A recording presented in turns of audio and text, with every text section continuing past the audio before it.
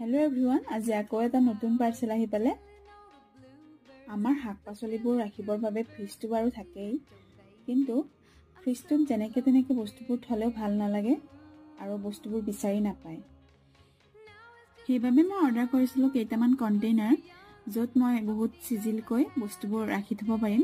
শাক-পাচলিবোৰ ইয়াতে কাটি মেলিও ৰাখিব পাৰে আপোনালোকে শাক-পাচলি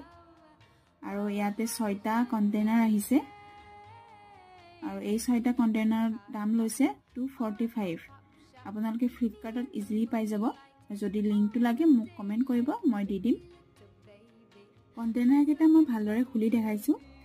আপোনালোকে ভালদৰে ভিডিওটো চাই যাব আৰু যদি ভাল পায় লাইক কৰি দিব আৰু চেনেলটো যদি নতুনকৈ চাইছে সাবস্ক্ৰাইব কৰি দিব